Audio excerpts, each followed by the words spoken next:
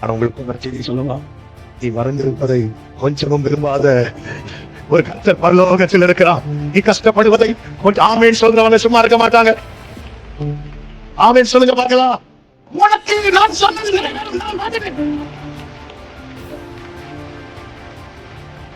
Simeon வாரா அப்படி கையில வாங்கி, ஏங்க நீங்க இத்தனை வருஷம் காத்திருக்கிறீங்க, அது உங்க கையில வாங்கி உங்க கையில பாக்குறத கொஞ்சம் பார்க்க ஆரம்பிங்க. என் தேவன் போய் சொல்ல மனிதர் அல்ல, அவர் மனப்பத்திரன் அல்ல. அவர் சொல்லி அவர் செய்யாதிருப்பாரு. அவர் வசனத்தும் போலாம். நான் நினைக்கிறது நடக்கணும்ல.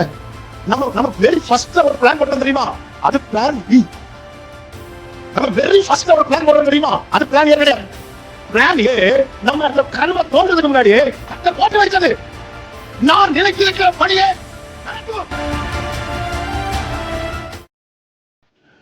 உபாகமம் 1வது அதிகாரம் 6, 7, 8 வசனங்களை பார்க்கும்போது வாசியுங்கள்.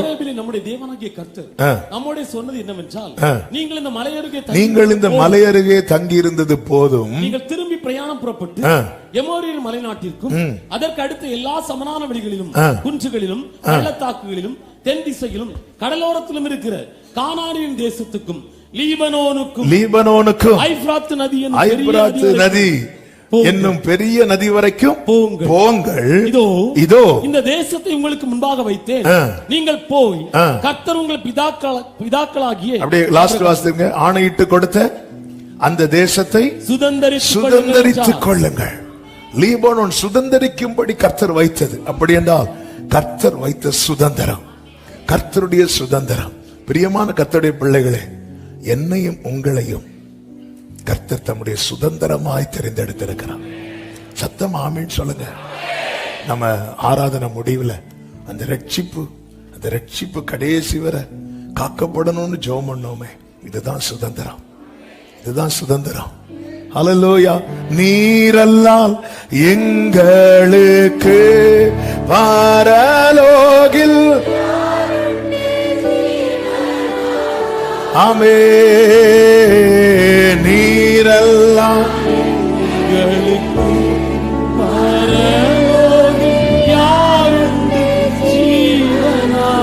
வலது கரத்தை உயர்த்தி கண்களை ஏறெடுத்து, நீர் நன்றி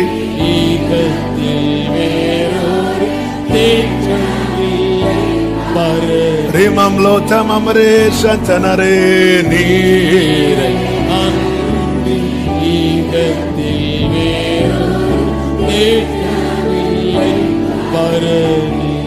பிரசங்கமா கேட்கிறவங்க எப்படி வேணாலும் இருந்து கேட்டுருங்க. ஆனா இது எனக்கான ரேமான்னு கேட்கிறவங்களோடு இன்னைக்கு சில காரியங்களை கர்த்தர் பேச விரும்புகிறார். ஆமேன் சொல்லுங்க பார்க்கலாம். எத்தனை பேர் இன்னைக்கு கர்த்தர் என் கூட பேச விரும்புறார், இன்னைக்கு என் கூட தான் பேச போறார். ஆமேன் ஆமேன் சொல்லுங்க பார்க்கலாம். ஹல்லேலூயா. இது கர்த்தருடைய சுதந்திரம். ஆனா மோசே கிட்ட ஆண்டவர் சொல்லுவா, உபாகமம் 3வது அதிகாரம் அதனுடைய 25 முதல் பாருங்கள். நான் கடந்து போய் யோர்தானுக்கு அப்புறத்தில் உள்ள அந்த நல்ல தேசத்தையும் அந்த நல்ல மலையையும் லீபனோனையும் பார்க்கும்படி இந்த சம்பவம் நமக்கு தெரியும். மோசைக்கு எல்லாம் கொடுத்த மோசை மனசுல இந்த லீபனோன் இருக்கு. ஏன்னா சுதந்திரம் அல்லவா, சுதந்திரம், நமக்கான சுதந்திரம் நமக்குள்ள இருக்கணும். நல்லா புரிஞ்சுக்கோங்க, நல்ல கவனமா கேளுங்க. அந்த சரித்திரத்துக்குள்ள எல்லாம் போகல, அந்த வேர்டுக்குள்ள போயிட்டு செய்தியை சொல்லி முடிக்க விரும்புறேன். ஒரு கட்டத்தில் ஆண்டவர் மோசே கிட்ட சொல்லுவார், மோசே வேண்டாவா வந்துரு அப்படின்னு. வான்னு சொல்லும் போது மோசே ரிக்வெஸ்ட் பண்றாரு, ஆண்டவரே நான் போய் அதை பார்க்கணும், நான் போய் பார்க்கட்டுமா அப்படி கேட்கும் போது ஆண்டவர் ஸ்டாப் பண்ணுவார். பாருங்க அடுத்த வசனம், கர்த்தரோ உங்கள் நிமித்தம் என்மேல் கோபம் கொண்டு எனக்கு செவி கொடாமல் என்னை நோக்கி போதும் இனி இந்த காரியத்தை குறித்து என்னோட பேசாத. எப்படிங்க இருக்கும்? ஒரு காரியத்துக்காக ஜோம் பண்ணி ஒரு இடத்துல வரும்போது இனி நீ ஜோம் பண்ணாத, போதும். ஏன்னா ஏன் அங்க நிறுத்துறா தெரியுமா மோசைய? மோசை இன்னும் கொஞ்சம் கேட்ட ஆண்டவர் தெரியும் பாரு. அதான் ஆண்டவர் போதும் சொல்லும் போது அடுத்த வசனத்தை பாருங்கள். நீ பிஸ்காவின் கொடுமுடையில் ஏறி உன் கண்களை மேற்கிலும் வடக்கிலும் தெற்கிலும் கிழக்கிலும் ஏறெடுத்து உன் கண்களினாலே அதை, அதாவது உன்னை நான் போய் பார்க்க வைக்க மாட்டேன் மோசே, நீ மேல வா, அங்கிருந்து நான் உனக்கு காட்டுறேன். இப்ப மோசே அந்த பிஸ்காவின் கொடுமுடையில் ஏறி ஏக்கத்தோடு பார்க்கிறான். மோசையின் ஏக்கம் அது, மனசுல இருக்கிற சுதந்திரம். மோசையின் ஏக்கம், இந்த ஏக்கத்தோடு பார்க்கிறான். எதுக்கு இந்த வார்த்தைகளை எடுத்து சொன்னேன் அப்படின்னா, பிதாவின் வலது பார்சத்தில் இருக்கிற ஒருவர் ஏக்கத்தோடு நம்மளை பார்க்கிறார். ஏக்கத்தோடு, ஏக்கத்தோடு. எப்படி மோசே ஏக்கத்தோடு இந்த லீபனோனை பிஸ்காவின் கொடிமுடியில் ஏறி இப்படி பார்த்தாரோ, அதே போல அவருடைய இரத்தத்தால் சம்பாதித்த அவருடைய சுதந்திரமாகிய லீபனோன் யாரு? நானும் நீங்களும் தான். நம்ம கூட ஒரு வசனம் பேசுதுனாலே அதுல வர கேரக்டரா மாறிடணும். அப்படி மாறி பழகுங்க, அப்பதான் பைபிள் இன்ட்ரெஸ்டா இருக்கும். புஸ்தக சுருளில் என்னை குறித்து எழுதப்பட்டிருக்கிறது. இன்னைக்கு அநேகருக்கு பைபிள் ஏன் படிக்க பிடிக்க மாட்டேங்க தெரியுமா? அவங்க யாரோ பைபிள் ஏதோன்னு படிக்கிறது, சங்கீதத்தோட நிறுத்திடுவாங்க. ஏன்னா அது சின்ன சின்னதா இருக்கு, பார்க்க படிக்க நல்லா இருக்கு. அதுவும் நம்மளா சில சங்கீதத்தை செட் பண்ணி வைப்போம். தூங்குறதுக்கு முன்னாடி சங்கீதம் 4, காலையில் எழும்புனதும் சங்கீதம் சொல்லி தரணும். ஆமே, எங்கேயாவது போறோம்னா சங்கீதம் 91, 121 இப்படியே நம்மளா செட் பண்ணி வைப்போம். ஆமே, இல்ல தாவீது சொல்ற புஸ்தக சுருளி என்னை குறித்து அவருடைய ஏக்கம். இந்த வசனத்தை ஏன் 100% நம்புறோம்? ஏன் நம்புறோம்னா, எனக்கு தெரியும் ஒரு மோசையே லீபனோன மோசே சம்பாதிக்கல. ஆனா லீபனோனுக்காக மோசே நிறைய வெயிட் பண்ணார், நிறைய கிரயம் கொடுத்தார். இல்ல வந்துட்டு திடீர்னு வா மேல வந்து பாரு அப்படிங்கிறார். ஏமே, ஆனால் அவருடைய சுதந்திரம் என்று என்னையும் உங்களையும் ஏன் இவ்வளவு ஆணித்தரமா சொல்ல காரணம் என்ன தெரியுமா? நமக்காய் நம் ஆண்டவராக இயேசு கிறிஸ்து கொடுத்த கிரயம் கொஞ்சம் அல்ல. ஆமே, எனக்கு நல்ல, அதாவது உங்களுக்கு அறிமுகமானவங்க எத்தனை பேர் அப்படின்னு கேட்டா நிறைய பேர். வீட்டுல ஒரு ஃபங்க்ஷன் வரும்போது தான் தெரியும், ஐயோ இன்னாரு கொடுக்கல இன்னாரு கொடுக்கல. 200 கார்டு 400 ஆகும், 400 கார்டு 600 ஆகும், 600 கார்டு 1000 ஆகும். வந்து நிக்கிறது 3000 பேர். அங்க வாங்க, மனசுல சொல்ல ஒண்ணு நான் கூப்பிடவே இல்லை, உனக்கு மட்டும்தான் நான் கூப்பிட்டேன். ஊரே கூட்டிட்டு தரது 10 ரூபா, ஆனா 10 பேர் வந்துட்டு. அறிமுகமானவர்கள் அநேகர். அந்த அறிமுகமானவர்கள்ல நமக்கு சொந்தங்கள் என்று சொல்லுகிறவர்கள்ல ஃபில்டர் ஆகும்ல. நமக்கு நெருங்கினவர்கள் வரும்போது இன்னும் ஃபில்டர் ஆகும். அப்படி வந்து பார்த்தா நம்ம ரொம்ப நல்லா இருக்கணும் அப்படின்னு நினைக்கிறவங்க எத்தனை பேர் இருப்பாங்க? நம்ம நல்லா இருக்கிறத பார்த்து பழகின எத்தனை பேர் கட் பண்ணி இருக்கிறாங்க? ஆனா உங்களுக்கு ஒரு நற்செய்தி சொல்லவா? நீ வறண்டிருப்பதை கொஞ்சமும் விரும்பாத ஒரு கர்த்தர் பரலோகத்தில் இருக்கிறார். நீ கஷ்டப்படுவதை கொஞ்சம் ஆமேன் சொல்றவங்க சும்மா இருக்க மாட்டாங்க. ஆமேன் சொல்லுங்க பார்க்கலாம். கைகளை உயர்த்தி சொல்லுங்க. நான் என் நேசருடையவன், அவர் பிரியம். நல்ல கவனமா கேளுங்க. அதனாலதான் சொல்றார், இந்த லீபனோன் செழிப்பான வயல்வெளியாகும், செழிப்பான வயல்வெளியாகும். சபிக்க வந்த பிழையாம் சொல்றான், ஏய் இஸ்ரவேலை ஆசீர்வதிப்பதே கர்த்தருக்கு பிரியம். அதான் அவருக்கு பிரியம். பிரியம் நன்மை செய்யறதுல அவர் அவ்வளவு சந்தோஷமா இருக்கிறாராம். ஆண்டவருக்கு என்ன பிடிக்கும் தெரியுமா? ஆமே, எந்த தகப்பனுக்கும் என்ன பிடிக்கும் அப்படின்னா, தன் பிள்ளைய தோள் மேல தூக்கி வைக்க. தகப்பனுக்கு மட்டும்தான் அது பிடிக்கும். தோல்ல கை போட்டு நடக்க நிறைய பேர் இருப்பாங்க, ஆனா தோல்ல தூக்கி வைக்கிறதுக்கு தகப்பனுக்கு மட்டும்தான் பிடிக்கும். தகப்பனுக்கு மட்டும்தான் முடியும். தகப்பனை மட்டும்தான் பிள்ளை நம்பும். என் பொண்ணு ஃபர்ஸ்ட் பொண்ணு ஜாஃபியா 1.5 வயசு 2 வயசுக்குள்ள இருக்கும்போது நாகர்கோயில் ஒரு பார்க்ல அவளை ஃபர்ஸ்ட் டைம் கூட்டிட்டு போறேன்.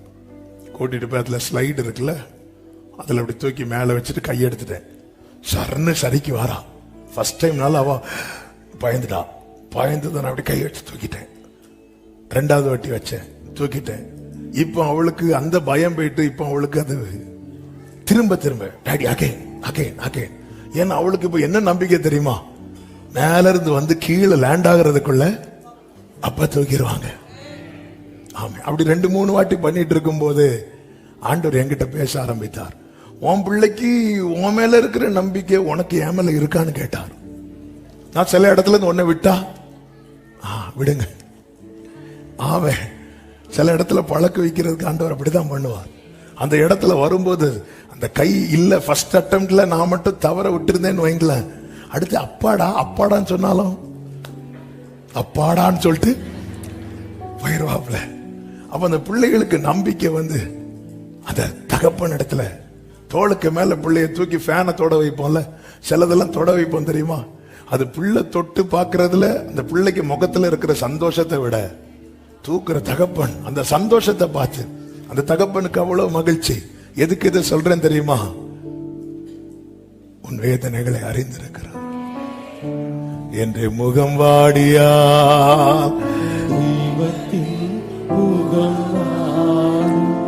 ஜீசஸ் சிலுவையிலே நேசகுமாரன் துடித்த போது பிதாவாகிய தேவன் தம்முடைய இருதயத்தை கிழிப்பதின் அடையாளமாக மகா பரிசுத்த ஸ்தலத்தை மூடி இருந்த திரைச்சீலை மேலிருந்து கீழாக 2ஆக கிழிக்கப்பட்டது.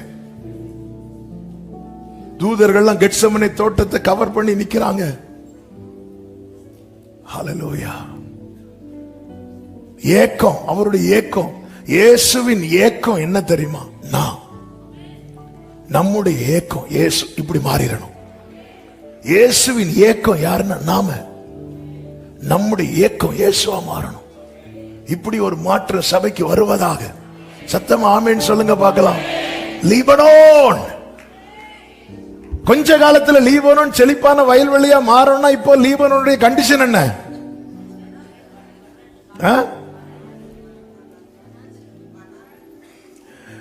அதாவது 1 லட்சம் ரூபாய் சம்பளத்துல வேலை பார்த்துட்டு இருக்கிற ஒரு ஆள்கிட்ட போய் கர்த்தர் சீக்கிரம் உங்களுக்கு 50,000 ரூபாய்க்கு வேலை தருவார்னு சொன்னா அந்த வேலையை நீங்களே வச்சிருங்க. நல்ல வேலையில இருக்கிற ஒருத்தன் போய் கர்த்தர் ஒரு தீர்க்க தரிசனமா ஒன்று பேச விரும்புகிறார், என்ன சொல்லுங்க, கர்த்தர் உனக்கு வேலை தருவார். இன்னும் கொஞ்ச காலத்தில் அல்லவோ லீபனோன் செழிப்பான வயல்வெளியை மாறணும். இப்போ கண்டிஷன் எப்படி இருக்கு? நல்லா இல்ல, நல்லா இல்ல. இதுதான் நிலைமை. ஆனா நான் என் வாழ்க்கை நிலைமையை பார்த்து எனக்காக ஏங்குகிற ஒருவர் பரலோகத்தில் இருக்கிறார். அவர்தான் பேசுகிறார். எனவேதான் பிழையா வாசியுங்கள். எண்ணாகமம் 24வது அதிகாரம் 1வது வசனம். இஸ்ரவேலை ஆசீர்வதிப்பது கர்த்தருக்கு பிரியம் என்று பிலேயாம் கண்டபோது அவன் முந்தி செய்து வந்தது போல நிமித்தம் பார்க்க போகாமல் வனாந்திரத்துக்கு நேராக தன் முகத்தை திருப்பி தன் கண்களை ஏறெடுத்து. அவர் 6வது வசனத்தை வாசிங்க. அவைகள் பரவி போகிற ஆறுகளைப் போலவும் 5:5 இருந்து வாசிங்க. யாக்கோபையும் கூடாரங்கள் இஸ்ரவேலின் வாசஸ்தலங்கள் எவ்வளவு அழகானது. எதை பார்த்து பேசுறான்? ஆல்ரெடி நம்ம இந்த வார்த்தையை சில வாரங்களுக்கு முன்பதாக தியானிச்சதுனால அது ரொம்ப போகல. வனாந்திரத்தை பார்த்து பேசுறான். ஏன்னா ஆண்டவருடைய பிரியத்தை பார்க்கிறான். இன்னைக்கு இப்படி இவன் வனாந்திரத்தில் இருக்கிறான், இருக்கட்டும், அப்படி நினைக்கிறவரே கிடையாது. இவன் கண்ணீர்ல இருக்கிறானா, இருக்கட்டும், அப்படி நினைக்கிற ஒரு தேவனை அல்ல நான் ஆராதிக்கிறது. என் அழுகையை சந்தோஷமாய் மாற்றுகிறவர், என் புலம்பலை ஆனந்த களிப்பாய் மாற்றுகிறவர், என் துக்கத்தை எத்தனை பேர் நாமேன்னு சொல்லுவீங்க? ஹல்லேலூயா. ஆனா இப்பொழுதைய லீபனோனின் நிலை என்ன தெரியுமா? அதுதான் அதே 29வது அதிகாரத்துல இப்படி சொல்லப்பட்டிருக்கிறது. ஆமென். அதனுடைய 8வது வசனத்தை வாசிங்க. அது பசியா இருக்கிறவன் தான் புசிக்கிறதாக சொப்பனம் கண்டும் விழிக்கும் போது அது வெறுமையா இருக்கிறது போலவும் தாகமா இருக்கிறவன் குடிக்கிறதாக சொப்பனம் கண்டும் விழிக்கும் போது விடாய்த்து தவனத்தோடு இருக்கிறது போல இருக்கிறதா. கவனிங்க, பாக்குறீங்களா? பசியா இருக்கிற வீட்டுல சாப்பாடு கிடையாது. நைட்டு தூங்கும் போது ட்ரீம் என்ன தெரியுமா? நல்லா சாப்பிட்டு பிரியாணி எல்லாம் சாப்பிட்டு போதும் இதுக்கு மேல சார் ஒரு பழம் இல்ல, அந்த கேப்ல பாயசம் குடிச்சிட்டேன். இப்படி சொப்பனம் கண்டு கண் விழிக்கும் போது திருப்பியும் வீட்டுல ஒண்ணுமே இல்லை. ஐயோ ஒண்ணே இல்லைன்னு சொல்லிட்டு திருப்பி கண்ணை மூடின அந்த சொப்பனம் வருமா? சிலர் எழும்பி திருப்பி படுப்பாங்க. ஏன்னா விட்ட சொப்பனத்தை திரும்ப பாக்குறதுக்கு. தாகமா இருக்கிற வீட்டுல தண்ணி இல்லை, ஆனா கனவுல என்ன தெரியுமா? தண்ணியில குடிக்கிறது என்ன, குளிக்கிறது என்ன, ஆனா விழிக்கும் போது அதே தாகம். சர்ச்சில் இருக்கும்போது வார்த்தை வரும்போது இப்போ பானையில எண்ணெய் குறையல, மாவு குறையல. ஆமேன். வீட்டுல போனா எத்தனை பானை எடுத்து மாத்தி வைக்கணும், எத்தனை பானை எங்க போடுவோம், ஐயோ இவங்க வந்த 2 பானை தூக்கிட்டு போயிருவாங்களே, பிளான் எல்லாம் பயங்கரமா இருக்கும். வீட்டுல போய் பார்த்தா இதான் நிலைமை. வார்த்தை கேட்கும் போது, ஆகஸ்ட் ஜெபத்துல ஒவ்வொரு வார்த்தையை கேட்கும் போது இப்போ கொடி எடுத்து எங்க நாட்டுறதுக்கு இடத்தை பார்த்துட்டு இருக்கிறோம். ஆமென். ஆனா ரியாலிட்டி, என்னுடைய தரிசனங்கள் எல்லாம் நான் திருப்தியா இருக்கிறது போல இருக்கிறது. ஆனா நான் இருக்கிறதோ, எனக்கு வருகிற ரேமா, எனக்கு வருகிற தரிசனம், எனக்கு வருகிற சொப்பனம் எல்லாமே பார்த்தா, யோசேப்பு கண்ட சொப்பனம் என்ன? தலைவர் மட்டும் மேல, மீதி எல்லாரும் கீழே. அடுத்த நாள் என்ன? யோசேப்பு கீழே, மீதி 10 பேரும். என்ன ஆண்டவரே இது? நான் கண்ட சொப்பனம் என்பது நான் சாப்பிட்டு திருப்தியா இருக்கிறேன், மீதி எல்லாரும் சாஷ்டாங்க விழுந்து கிடக்குறாங்க. இப்ப எல்லாருக்கும் முன்னாடி நான் விழுந்து கிடக்குறேன். விழுந்து கிடந்துட்டு சொப்பனம் சொல்லும் போது எப்படி சொல்லியிருப்பார் யோசேப்பு? அதாவது, நான் நேற்று ஒரு சொப்பனம் பார்த்தேன், நீங்க எல்லாரும் என்ன வணங்கிட்டு இருந்தீங்க, இப்ப குழியில தூக்கி போட்டுட்டு இவங்க 10 பேர் பார்க்கும்போது உள்ள, அண்ணா அண்ணா பிளீஸ், ஏதோ சொப்பனம் பார்த்திடலாம் பிளீஸ். இதான் நிலைமை. அவன் என்னாண்டவரே, அப்ப இதெல்லாம் வெறும் சொப்பனமா? இதெல்லாம் வெறும் சொப்பனமா? இங்கதான் ஆண்டவர் சபைக்கு சொல்ல விரும்புகிற வார்த்தை. 14வது வசனம். ஆதலால் இதோ இதோ நான் அற்புதமும் ஆச்சரியமுமான பிரகாரமாக இந்த ஜனங்களுக்குள்ளே சத்தமா ஆமென் சொல்லுங்க பார்க்கலாம். அவர்களுடைய ஞானிகளின் ஞானம் கெட்டு அவருடைய விவேகிகளின் விவேகம் மறைந்து போகும் என்று ஆண்டவர் சொல்லுகிறார். அதன் அர்த்தம் என்ன? நம்முடைய ஞானம் எல்லாம் இதுல ஒண்ணுமே கிடையாது. கர்த்தருடைய செயல் எந்த இடத்துல, அதாவது எந்த ரேஞ்சுக்கு கொண்டு வந்து விடுறார் தெரியுமா? அதனுடைய 10வது வசனத்தை வாசிங்க. கர்த்தர் உங்கள் மேல் கனநித்திரையின் ஆவியை வர பண்ணி உங்கள் கண்களை அடைத்து, கண்ணை அடைச்சு கொண்டு விட்டுறார். நான் இந்த சரித்திரத்துக்குள்ள போகல, நான் இந்த வார்த்தைகள் ஆவியானவர் பேசுனது அப்படியே உங்கள்கிட்ட சொல்லிட்டே இருக்கிறேன். அதாவது நேற்று வரை எனக்கு ஞானம் இருந்துச்சு, என் ஞானம் வெளிப்பட்டுட்டே இருந்து, என் விவேகம் வெளிப்பட்டுட்டே இருந்து, இதை காரியத்தை இப்படி பண்ணும், அதை அப்படி பண்ணும், இதை அப்படி பண்ணும் அன்று பார்த்துட்டே இருந்தார். கண் அடைச்சிட்டாரு. கண் அடைச்சிட்டுனா என்ன தெரியுமா? இப்போ அடுத்து என்னங்க செய்யணும் தெரியாது, தெரியாது, தெரியாது. நேற்று வரை என்ன செய்யணும் ஒரு ஞானம் தட்டிட்டே இருந்து, என் ஆண்டவர் ஒரு காரியத்தை செய்யணும்னு நினைச்சிட்டாருன்னா அந்த மகிமைய வேற ஒருவரும் எடுக்க விட மாட்டார். கண்ணை அடைத்து, கண்ணை அடைச்சிட்டார். எப்ப கண்ணை திறப்பார்? 17, 18 வாசிங்க. இன்னும் கொஞ்ச காலத்தில் அல்லவோ லீபனோன் செழிப்பான வயல்வெளி. 18 அக்காலத்திலே. எல்லாரும் சொல்லுங்க, எல்லாரும் சொல்லுங்க. எக்காலம்?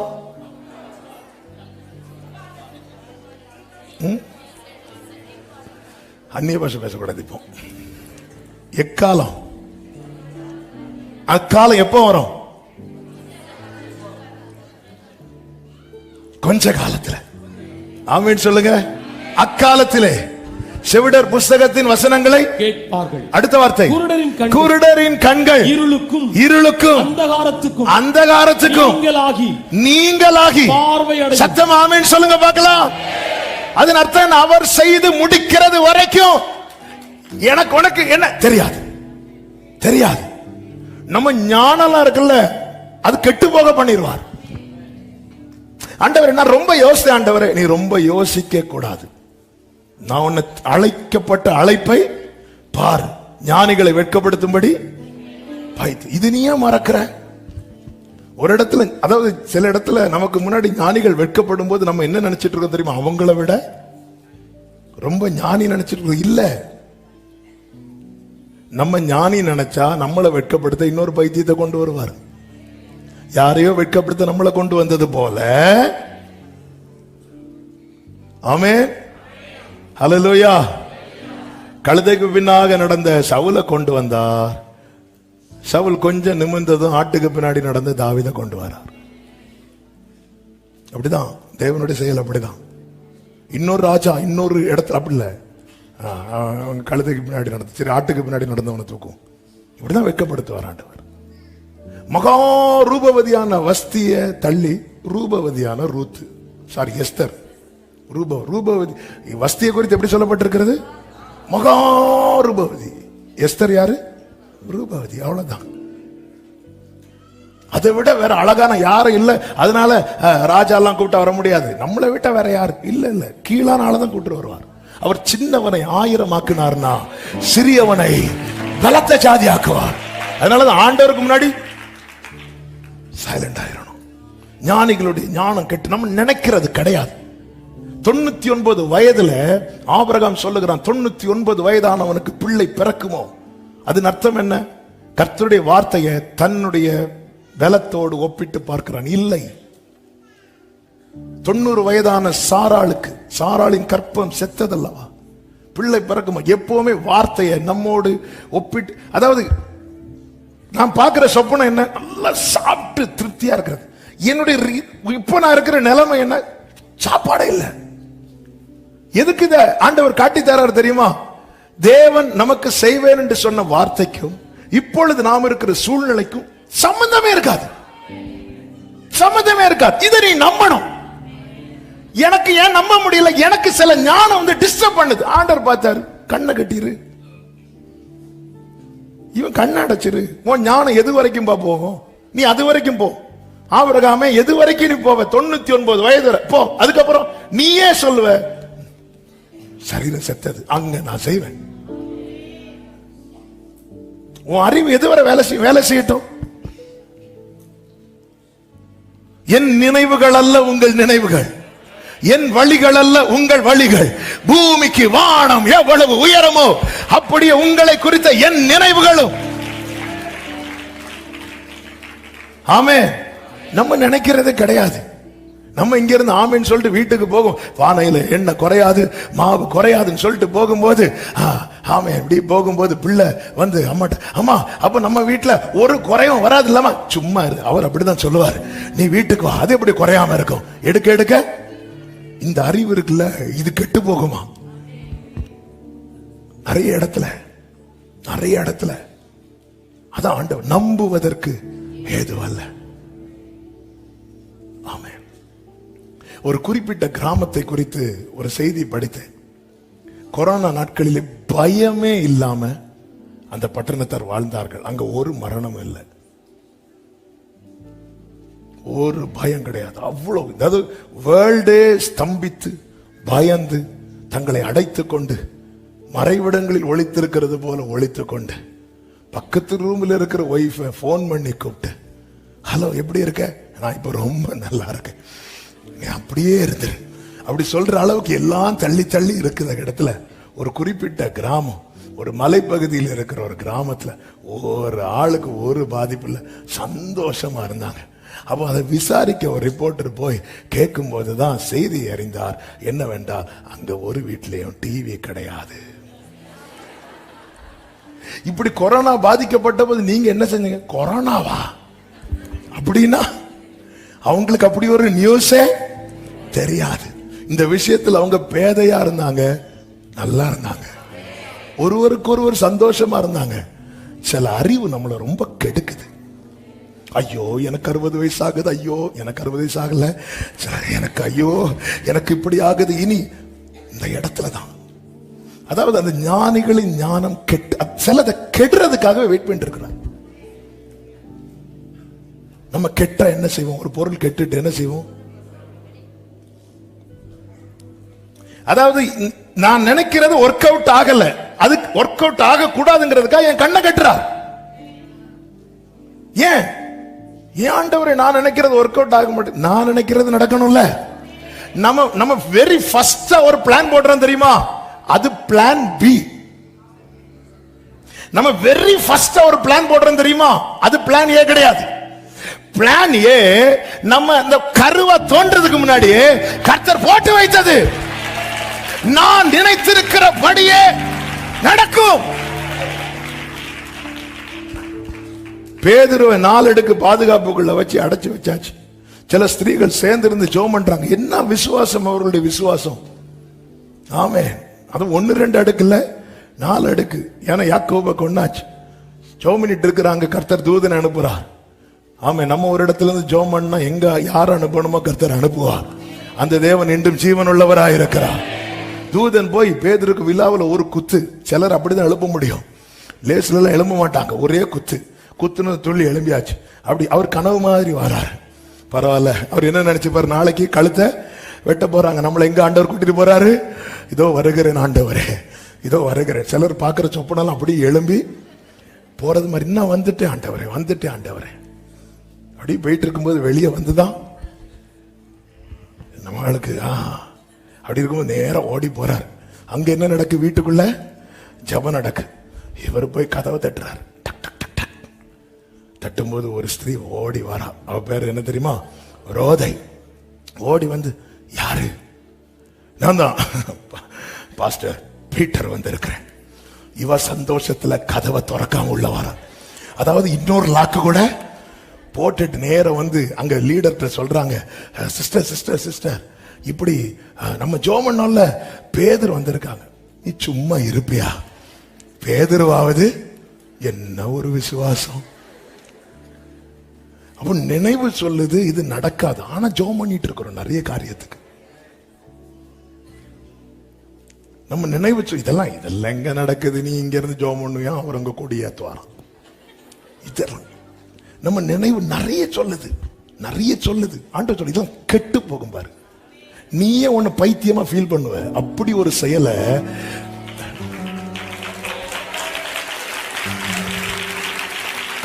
என்னால் ஒன்றும் கூடாதென்று என்னை நான் ஆமென் உம்மால் எல்லாம் உம்மை நான் நம்பி உள்ளேன்.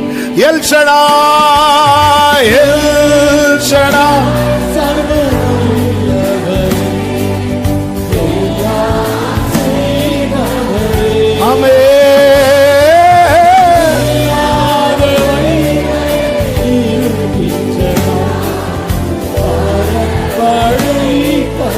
ஆபிரகாமுக்கு செய்தவர்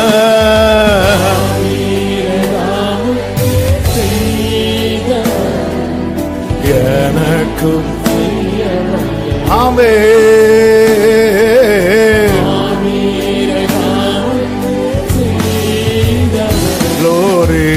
எனக்கும்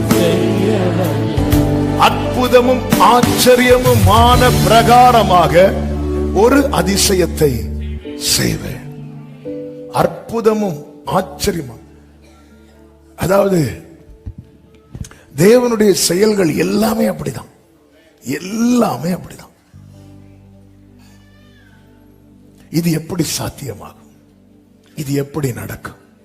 சகரியா 4வது அதிகாரத்திலே கர்த்தர் சொல்லும் வார்த்தையை கேளுங்கள். அப்பொழுது அவர் 6வது வசனம், எஸ், செருபாபேலுக்கு சொல்லப்படுகிற கர்த்தருடைய வார்த்தை என்னவென்றால், பலத்தினாலும் அல்ல, பராக்கிரமத்தினாலும் அல்ல, என்னுடைய ஆவியினாலே ஆகும். சத்தமா ஆமென் சொல்லுங்க பார்க்கலாம். பலத்தினால் பராக்கிரமத்தினால் ஆகும். நாங்க நம்முடைய ஞானம் கை கொடுக்கும். நான் எவ்வளவு யோசித்தோம், ஆமென் ஆக மாட்டேங்குது ஆண்டவரே. நமக்கு அதனால என்ன ஆகுது அப்படின்னு தெரியுமா? நம்ம பல வார்த்தைகளை நம்மளால ஏற்றுக்கொள்ள முடியல, ஆமேன் சொல்ல முடியல. பாருங்க, மரியாள் இடத்துல கர்த்தர் தம்முடைய தூதன் கேப்ரியலை அனுப்பும் போது கேப்ரியல் சொல்ற, நீ கர்ப்பவதியாகி ஒரு குமாரனை பெறுவாய், அவருக்கு இயேசு என்று பெயரிடுவாயாக என்று லூக்கா 1வது அதிகாரத்தில் சொல்லும் போது மரியாள் என்ன கேட்கிறாங்க? 34வது வசனம். அதற்கு மரியாள் தேவதூதனை நோக்கி, இது எப்படி ஆகும்? இது எப்படி ஆகும்? நம்முடைய அறிவு சொல்லும் வாய்ப்பே இல்லை. ஏன்னா இன்னும் புருஷனை அறியவில்லை. இது சான்ஸே கிடையாது. இந்த இடத்துல மனுஷனுடைய ஞானமும் விவேகமும் சொல்லும் வாய்ப்பே இல்லை. அப்படி சொல்லும் போது கேப்ரியல் சொன்ன முதல் வார்த்தை என்ன தெரியுமா? 35:30 தேவதூதன் அவளுக்கு பிரதியுத்தரமாக, பரிசுத்த ஆவி உன்மேல் வரும். அவ்வளவுதான். பலத்தால் செய்ய பல கேள்விகளோடு இருக்கிறோமா? இது எப்படி ஆகும்? இது எப்படி ஆகும்? அதாவது மகனுக்கு ஒரு கிளாஸ் தண்ணி கூட கொடுக்க திராணி இல்லாத நிலை வந்தபோது ஆகார் பிள்ளையை ஒரு செடி கீழே படுக்க வைத்துக் கொண்டு தள்ளி போய் அழுதாள்.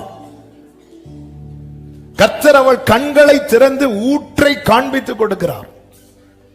கண்களை திறந்து ஊற்றை திறக்கவில்லை, ஊற்றை திறந்து கண்களை திறக்கிறார். ஏற்கனவே அந்த ஊற்று திறக்கப்பட்டது. ஒரு நாள் இதை மெடிடேட் பண்ணும் போது ஆவியானவர் பேசின வார்த்தை, ஆண்டவர் இவளுக்கு இந்த ஊற்று நீங்க எப்போ திறந்திருப்பீங்க? அப்படி வைத்து மெடிடேட் பண்ணிட்டு இருக்கும் போது ஆவியானவர் பேசினார். நான் அவகிட்ட ஒரு நாள் பேசினேன் பாரு, அந்த பிள்ளை வயிற்றுல இருக்கும் போது பேசினேன் அல்லவா, அப்பொழுது இன்னொரு இடத்துல ஊற்ற ரெடி. இன்னைக்கு கர்த்தர் இங்க நம்மள்ட்ட பேசிட்டு இருக்கிறார்னா நமக்கான நன்மையை இன்னொரு இடத்துல கர்த்தர் ஆயத்தப்படுத்தி வைத்திருக்கிறார். அங்க அவளை கொண்டு வந்து சேர்க்கிறதுக்கான சிச்சுவேஷனை கர்த்தர் கிரியேட் பண்ணுவார். நம்ம என்ன நினைக்கிறது? சாராள் ரொம்ப மோசம், சாராள் ரொம்ப நல்லவங்களா இருந்திருந்தா அந்த ஊற்றை நீ பார்த்திருக்க மாட்டேன். இந்த பெனினால் ரொம்ப மோசம், பெனினால் ரொம்ப நல்லவளா இருந்திருந்தா நீ சர்ச்சுக்கு வந்திருக்க மாட்ட. எல்கானா கொடுத்ததை வச்சு தின்னு இல்ல. சிலரை ரொம்ப மோசம் நினைக்கிறோம் தெரியுமா? அதெல்லாம் சிலருக்கு ஆண்டவர் அப்படிதான் கான்ட்ராக்ட் கொடுத்து விட்டு இருப்பார், நமக்கு தெரியாது. அதனாலதான் கர்த்தர் அப்படியே பெயர்சபா வனாந்திரத்திலே அவள் அலைந்து திரிந்து ஒரு அம்பு எய்யும் தூரத்துல போய் உட்கார்ந்து இருந்து ஓன் அழும்போது ஆண்டவர் ஏழுற அப்படிங்கிறார். அவளுக்கு பதிலே இல்லை. ஆண்டவர் கண்ணை திறக்கிறார். கண்ணை கட்டிட்டாரு.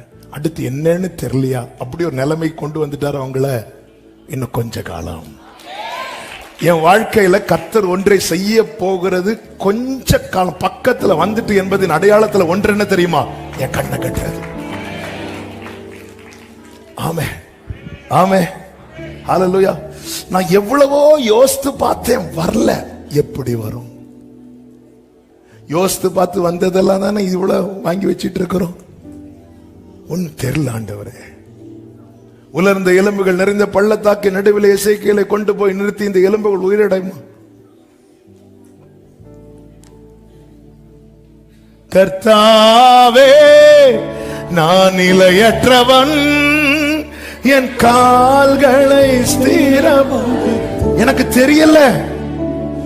நம்முடைய ஞானத்தின்படி நிறைய பிளான் பண்றோம். நான் திருப்பி சொல்றேன், ஃபர்ஸ்ட் சர்வீஸ்ல இந்த வேர்டு சொல்லல, ஆனா கீழே போய் உக்காந்து இதை திருப்பி மெடிடேட் பண்ணும்போது ஆவியானவர் பேசின வார்த்தை, நீ ஃபர்ஸ்ட் ஒரு பிளான் போடுறல, அதுதானே நம்ம பிளான் ஏ அப்படிமோ.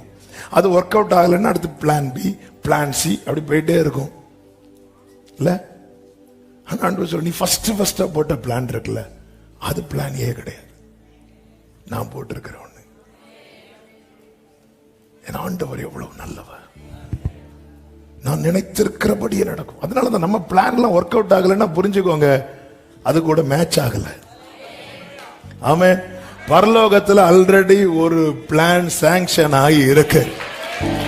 அதனாலதான் நான் கொண்டு போற ஃபைல் எல்லாம் டைட்டில் பார்க்கும் போதே ஜான்சன் தூக்கி தூரப்படு, இன்னொரு ஃபைல் அங்க உள்ள பொய்யாச்சு. ஆமே. ஒரு இடத்துல விசா அப்ளை பண்ணும்போது எனக்கு ஒரு 3 மாசத்துக்கு விசா கொடுக்குறாங்க. நேம் கொடுத்தாச்சு, பாஸ்போர்ட் கொடுத்தாச்சு, பாஸ்போர்ட் நம்பர் கொடுத்தாச்சு, நேம் கொடுத்தாச்சு, டேட் ஆஃப் பர்த் எல்லாம் கொடுத்து விசா முடிச்சு கையில வருது. கையில வரும்போது நேம்ல ஸ்பெல்லிங் மாறி இருக்கு, 1 2 மாறி இருக்கு. திருப்பி அப்ளை பண்ணலான்னு பார்த்தா 3 மாசத்துக்கு நீ ஒண்ணும் பண்ண முடியாது. ஏன்னா மீதி எல்லாம் எப்படி இருக்கு, மேட்சா இருக்கு. ஆல்ரெடி பண்ணியாச்சு, வீசா வந்துட்டு தான் வரும். அப்படி இருந்து பார்த்துட்டு இருக்க வேண்டியதான். ஏன்னா ஆல்ரெடி அது சாங்ஷன் ஆயிட்டு, ஓகே ஆயிட்டு, அப்ரூவ்டு ஆயிட்டு. அப்ரூவ் ஆன ஒண்ணு அதுக்கு மேல இன்னொன்னு கொண்டு வந்து போட்டு எடுக்கலான்னு பார்த்தா ரொம்ப ட்ரை பண்ணிட்டு இருந்த பாப்பான், இது ஆளையார் பாரு தூக்கு வரும். ஏர்போர்ட்ல வரும்போதே இவனுக்கு இதே வேலையா போச்சு. ஆமென். ஆல்ரெடி ஏன் நான் எவ்வளவோ கொண்டு, எனக்கு நம்ம கொண்டு போற பிளான்ல நம்ம ஞானத்துல வர்றது தானே. நம்ம அப்படி யோசித்து நமக்கு ஒண்ணு தோணும், அதை கொண்டு போய் நேர சமூகத்துல வைப்போம், ஜெபம் பண்ணுவோம். ஆண்டவர் ஜோமனை முன்னாடி வெட்டிட்டாரு, அது நமக்கு தெரியாது. நம்மளாம் ஜோமனை முடிச்சுட்டு இயேசுவின் நாமத்தில் பிதாவை பார்த்தா பெரிய வெட்டு கிடக்கும், போச்சு போ. ஆமென். அடுத்த வீட்டுக்கு போவோம், அடுத்த ஒரு பெரிய டிராயிங், பிள்ளைங்கெல்லாம் வரையும் தெரியுமா, அதே மாதிரி ஒரு பேப்பரை சாட்டை அடுத்து ஒன்று வரைஞ்சிட்டு, ஆண்டவரே இது. ஆமென். ஆண்டவர் கேப்ரியல்ட்ட சொல்லுவார், அந்த அந்த அந்த அடுப்புல இதை போட்டுரு, முடிஞ்சு. இன்னும் ஆண்டவரே உனக்கு ஒரு பிளான் அப்ரூவ் ஆகி மேல இருக்கு. ஆண்டவர் எனக்கு தெரியல, அதுதான் அதற்கு அடையாளம். இது எப்படி ஆகும்? பரிசுத்த ஆவி உன்மேல் வரும். ஏசாயா 32:15 அப்படித்தானே சொல்லப்பட்டிருக்கிறது. உன்னதத்திலிருந்து நம்மேல் ஆவி ஊற்றப்படும் மட்டும் அப்படியே இருக்கும். அப்பொழுது வனாந்தரம் செழிப்பான வயல்வெளியாகும். திட்டங்கள் தருபவரும் நீர்தானையா, செயல்படுத்தி மகிழ்பவரும் நீர்தானையா. பாடுங்க தெரிஞ்சவங்க. திட்டங்கள் தருபவர் நீர்தானையா, செயல்படுத்தி மகிழ்பவரும் நீர்தானையா. கைகளை உயர்த்தி எஜமானனே எஜமானனே என் ராஜனே எஜமானனே என் ராஜனே எஜமானன் நீர் இருக்க வேலைக்காரனுக்கு ஏன் கவலை, எஜமானன் நீர் இருக்க வேலைக்காரனுக்கு. ஹல்லேலூயா. ஆமென். மரியாள் யோசிக்கல, ஆமென் சொல்லிட்டாங்க. யோசேப்பு யோசித்தான். அதனால யோசேப்பு ஞானம் சொல்லுது, மரியாளை தள்ளிவிடு. இதுதான் வித்தியாசம். ஏங்க இப்படி ஒரு பிரச்சனை ஆயிட்டுன்னு வைங்களேன், இதெல்லாம் பிராக்டிக்கலா வந்து அதான் மரியாதை வந்து தூதனை வச்சு முதலே வாழ்த்துறதுக்கு ரீசன் என்ன தெரியுமா? நீ பாக்கியவதி. எந்த ஞானங்க எஸ் சொல்லும்? இப்படி இப்படி இப்படி இப்படி வந்து தூதன் வந்து சொன்னா கேட்க நல்லா இருக்கு. பிராக்டிக்கலா எஸ் சொல்லுவோமா? மரியாள் உடனே என்ன பண்றாங்க தெரியுமா? இதோ நான் ஆண்டவருக்கு அடிமைட்டாங்க. அப்புறம் ஒரு தூதனும் யாருக்கிட்ட வரல, மரியாள் கிட்ட வரல. ஃபுல்லா வந்ததுல யாருக்கிட்ட? யோசேப்பு கிட்ட. ஏன் மரியாள் கிட்ட வரல, எடுத்து ஃபுல்லா யோசேப்பு கிட்ட வருது? கரெக்டா அடிக்கிறீங்களே. மரியாள் கொடுத்துட்டாங்களே அடிமையா, யோசேப்பு இன்னும் கொடுக்கல. மரியாள் கொடுத்துட்டாங்க, அடிமைட்டாங்க, சரண்டர் பண்ணிட்டாங்க அவங்கள. இப்படிதான் இருக்கணும். கொடுத்துறோம். வேர்டு வருதா? எஸ் எஸ் கொடுத்துட்டாங்க. அதுக்கப்புறம் அந்த மரியாதை குறித்து கவலைப்பட வேண்டிய அவசியம் இல்ல. தெரியும் இல்லடா, மரியாதை பார்த்து தானே சிமியோன் சொல்லுவார், உன் ஆத்துமாவை ஒரு பட்டயம் உருவிப்போம். இப்படி குழந்தை பிரேசிலுக்கு வரவங்களை பார்த்து நான் சொன்னா, எங்க எனக்கு பட்டயம் உருவுன்னு தெரியாது. அவரு சொல்றதுக்கு வாய்ப்பு இருக்கு. எதுக்கு ஒரு கத்தி எடுத்து வச்சிரு, நமக்குள்ள பட்டயம் உருவதுக்குள்ள அவருக்கு. மரியாதை பார்த்து பிள்ளை பிரதிஷ்டைக்கு தூக்கிட்டு போறாங்க. சிமியோன் வாங்கி பிளஸ் பண்ணிட்டு திருப்பி கொடுக்கும் போது மரியாதை பார்த்து சொல்றார், உன் ஆத்துமாவை ஒரு பட்டயம் உருவிப்போம். மரியாதை நான் நினைக்கிறேன் அப்படி லைட்டா சிரிச்சிட்டு போயிருப்பாங்க. தெரியும்.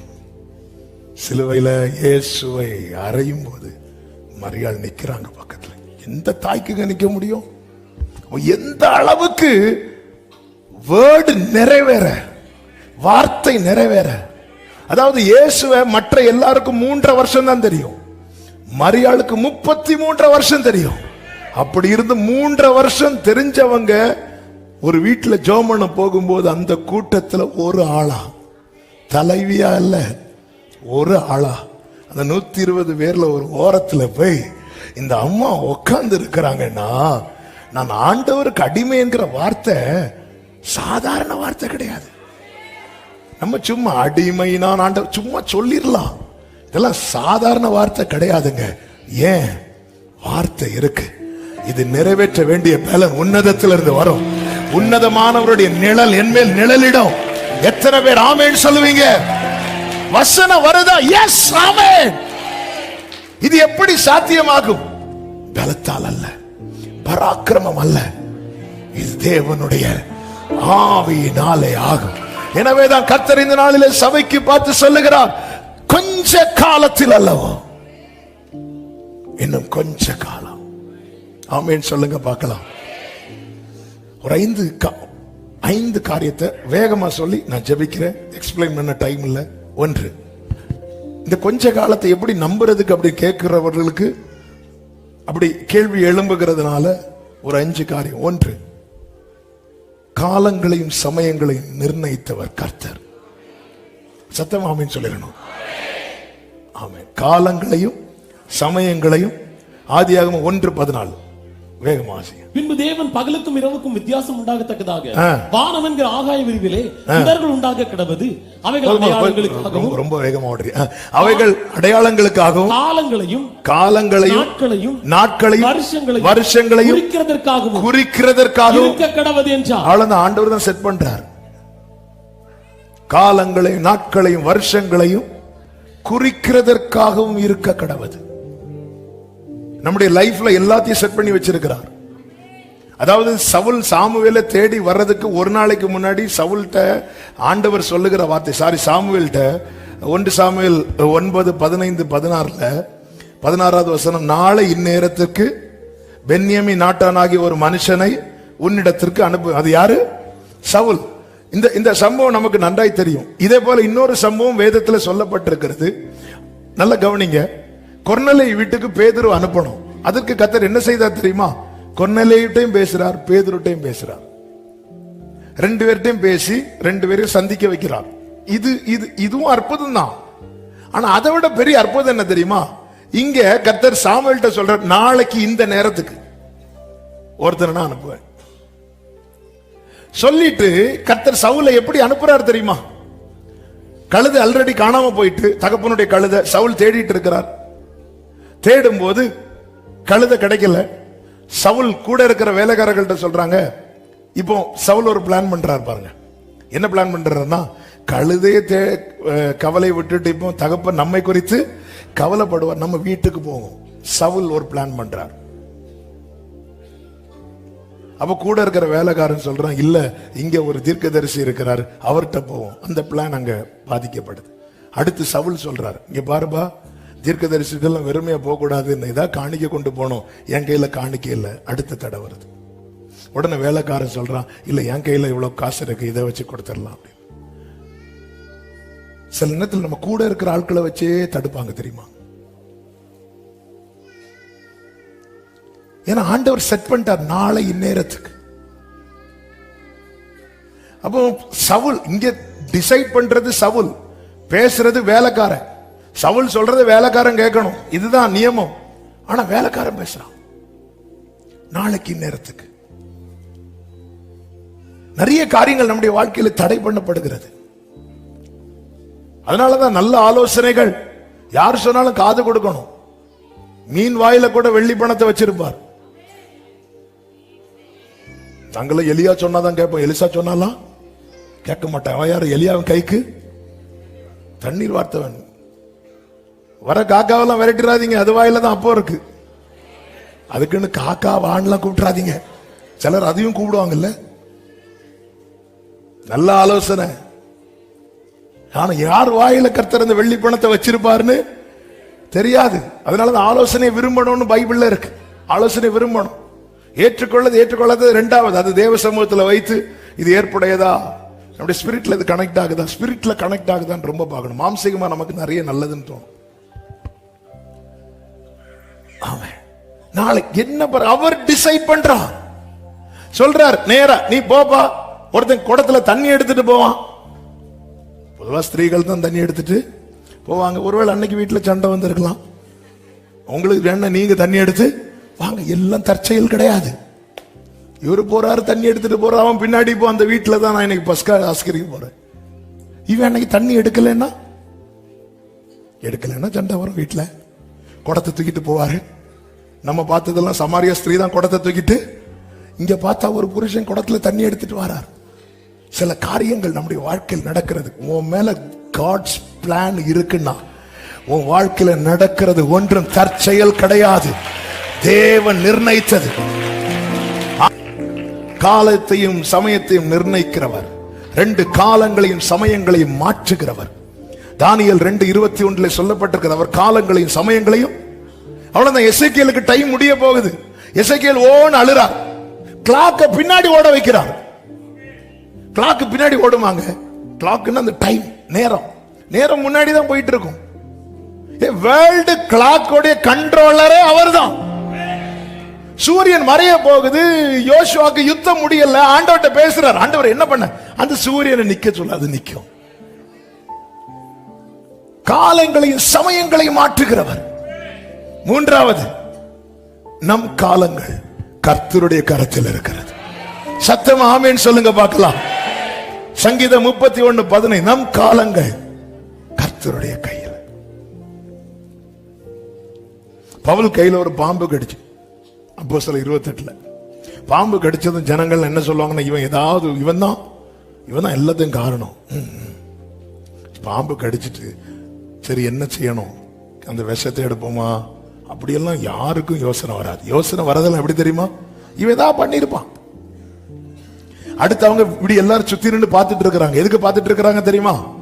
அவன் இப்ப எப்படி சும்மா சாவு கிடையாது. வீக்கங்கண்டு அவன் சாக போறான், அல்லது சடுதியாய் விழுந்து சாவான் என்று அவர்கள் பார்த்து கொண்டிருந்தார்களாம். காலம் கர்த்தருடைய கையில். பவுலே ஒரு இடத்துல சொல்லுவாரு, எங்களுக்கு நேரிட்ட சோதனையில மரணம் வரணும்லாம் எதிர்பார்த்தோம், தப்பு வைத்தார். காலம் கர்த்தருடைய கையில. டொமிஷியன் யோவானுக்கு கொடுத்த மரண தண்டனை தான் பத்மு தீவுல தூக்கி போட்டது. அங்க வந்து கர்த்தர் கையை காட்டி கொடுக்கிறார். இங்க பாரு, ஏன் டொமிஷியனால உன்னை கொல்ல முடியல தெரியுமா? மரணத்தின் திறவுகோலும் பாதாளத்தின் திறவுகோலும் என் கையில இருக்கு. நம் காலங்கள் கர்த்தருடைய கருத்துல.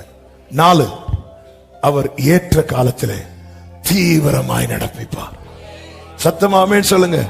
ஏசாயா 60:22, சின்னவன் 1000 சிறியவன் பலத்த ஜாதிமாவா, கர்த்தராகிய நான் ஏற்ற காலத்திலே இதை தீவிரமாய் நடப்பிப்பேன்.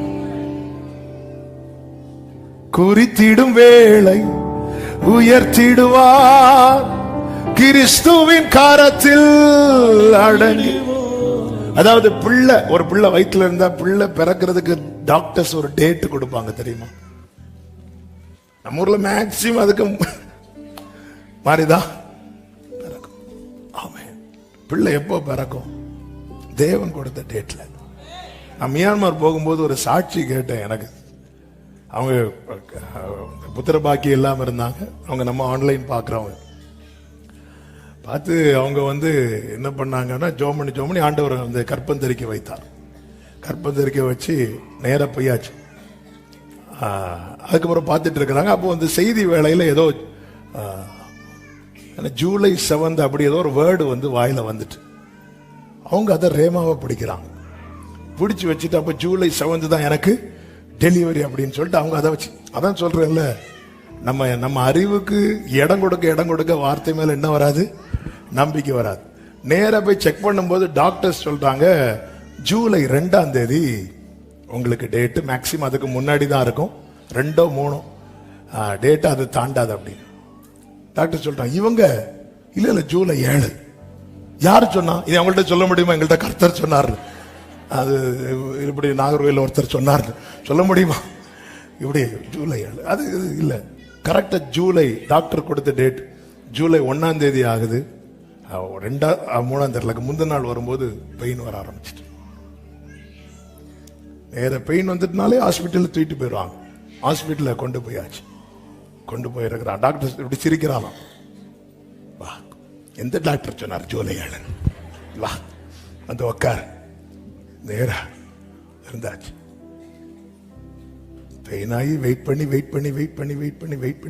இருக்கிறாங்க. குழந்தை வரும்னு பார்த்தா பெயின் போயிட்டு டாக்டர் சொன்னாங்க வீட்டுக்கு போகணும். 7ஆம் தேதி வந்தாங்க டெலிவரி.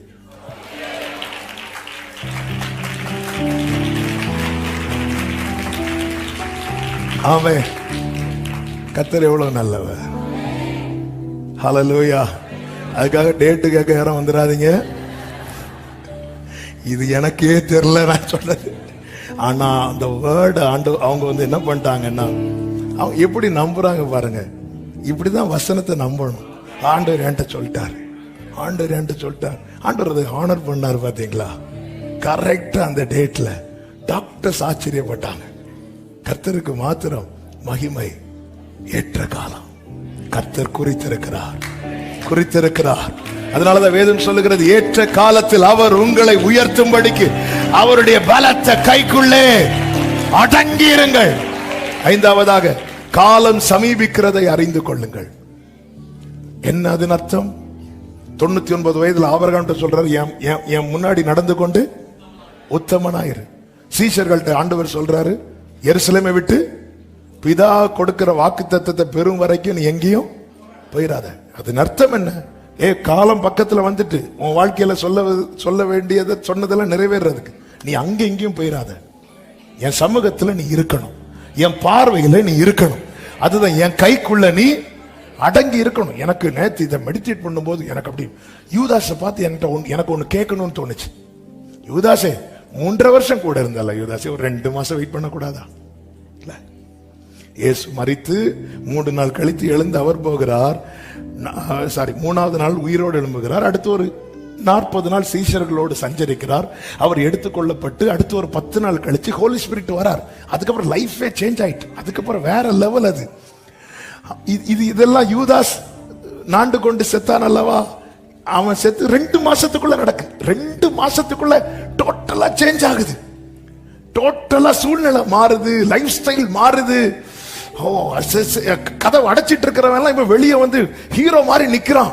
2 மாசம் தான், கொஞ்ச காலம். யூதாஸே 3.5 வருஷம் அங்க இங்கேயும் போனியே, கடைசியில போய் சொதப்பிட்டியே. ஒரு 2 மாசம் கூட வெயிட் பண்ணி இருக்க கூடாதா? ஒரு 2 months வெயிட் பண்ணி இருக்க கூடாதா? இன்னைக்கு அநேகர் இப்படிதாங்க இழந்துட்டு இருக்கிறாங்க. ரொம்ப நாள் காத்திருந்துட்டு கடைசியில ட்ராக் மாதிரி ஓடுறாங்க. நீங்க கவனிச்சீங்கன்னா தெரியும், சிமியோனுக்கு கொடுக்கப்பட்ட தீர்க்க தரிசனம், கிறிஸ்துவை காணும் முன்னே மரணம் அடைய மாட்டாய். கரெக்டா அந்த டைம் வருது, அந்த டேட் வருது, அந்த டே வருது. இயேசுவை தூக்கிட்டு யோசேப்பு மரியாளும் ஆலயத்துக்குள்ள வராங்க. சிமியோன் வீட்டுல இருக்கிறார். ஆவியானவர் இருக்க விடல, ஃபோர்ஸ் பண்றார். இருக்க விடல. டைமிங் மிஸ் ஆக கூடாது. நம்ம போடுற டைமிங் அல்ல, காட்ஸ் டைமிங். ஆண்டவரோட ஃபோர்ஸ் பண்ணும்போது நீ நோ சொல்லக்கூடாது.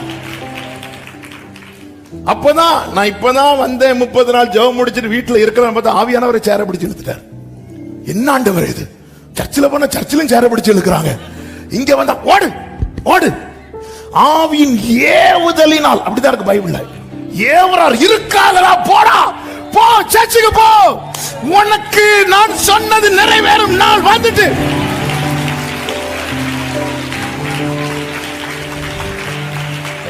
சிமியோன் பாரா அடி கைகள்ல வாங்கி, எங்க நீங்க இத்தனை வருஷம் காத்திருக்கிறீங்க, அது உங்க கையில வாங்கி உங்க கண்ணுல பாக்குறத கொஞ்சம் பார்க்க ஆரம்பிங்க.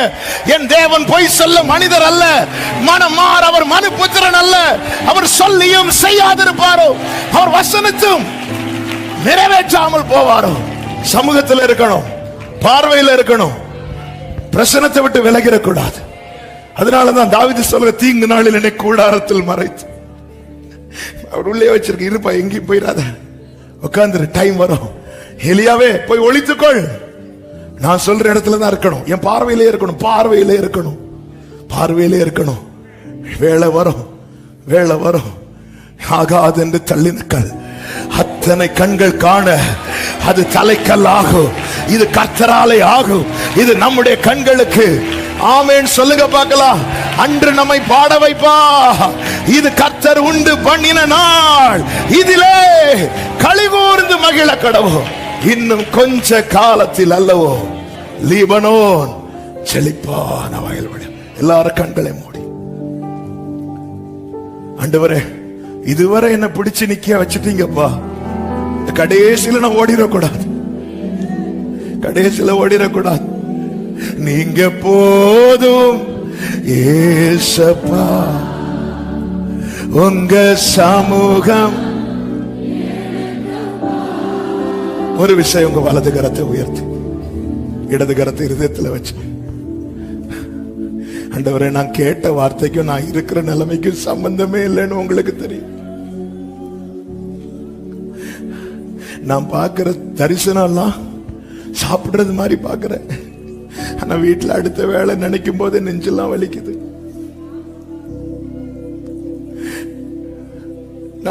நான் என் வீட்டு நிலைமை வேற, இங்க வந்திருந்தா நீங்க பேசுறது வேற, சம்பந்தமே இல்லாம இருக்குப்பா. என் ஞானத்துக்கு எட்ட மாட்டேங்குதுப்பா. கண்ணை கட்டி காட்டுல விட்டது மாதிரி நிக்கிறேன்ப்பா. எப்படிப்பா நான் நம்ப? குருடரை அவர்கள் அறியாத வழியிலே நடத்தும், தெரியாத வழியிலே கொண்டு வந்து அவர்களுக்கு முன்பாக இருளை வெளிச்சமாக்குவேன். இன்னைக்கு ஆண்டவர் ஒண்ணு எனக்கு தெரியும், சில உள்ளங்களோடு டைரக்டா ஆயிரங்கள் இருந்து கேட்டாலும் சிலர்ட்ட பர்சனலா, ஆமென், நீ கேட்கறதுக்கும் நீ இருக்கிற நிலைமைக்கும் சம்பந்தமே கிடையாது. நீ கேட்டதெல்லாம் பெரிய ராஜாக்கள் ரேஞ்சு கேட்கிற.